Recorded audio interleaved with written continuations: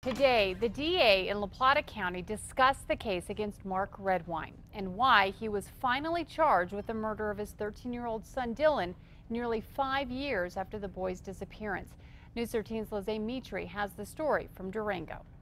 The most recent evidence noted in the indictment against Mark Redwine was from 1.5 years ago. So today, the district attorney responded to what took so long for Mark's arrest. This is about getting it right and doing justice for Dylan.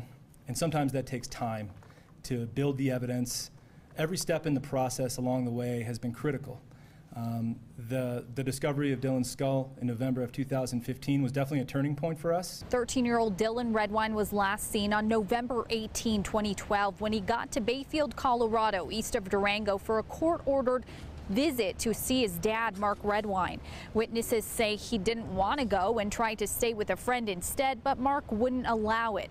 The next morning, Dylan was reported missing. Flyers were plastered on businesses in the area for years, while Dylan's mom blamed Mark for her son's disappearance, and Mark maintained his innocence.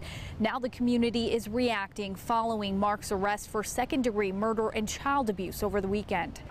That's I would never do that. I just hope that justice prevails. I hope it will prevail on Dylan's part. An indictment says just before the visit, Dylan had seen compromising pictures of his dad and was going to confront him. It suggests that may have upset Mark, leading to the murder. Investigators pointed to evidence of Dylan's blood in Mark's house. A canine search also detected a cadaver scent on the clothes Mark was wearing the night Dylan arrived and on the bed of Mark's truck. Search crews found Dylan's partial remains near Middle Mountain Road, close to an ATV trail by Mark's house, and investigators note Mark did have an ATV. Hikers later found the skull further up the mountain. Experts say it showed Dylan had been stabbed with a knife and hit in the head.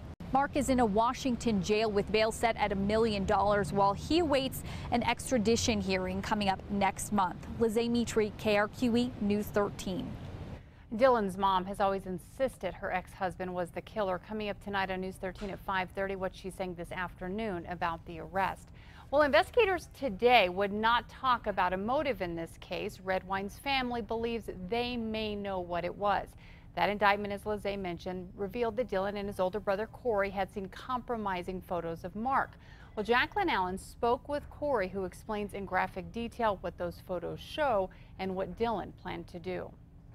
He's just a sick person, and he's fine with being that person. From the very beginning, Corey Redwine has been convinced his own father killed his little brother. We didn't know what the outcome would be, but we've always known that Mark was in some way, shape, or form involved in this. The indictment states Dylan Redwine had seen compromising pictures of Mark Redwine and planned to confront him.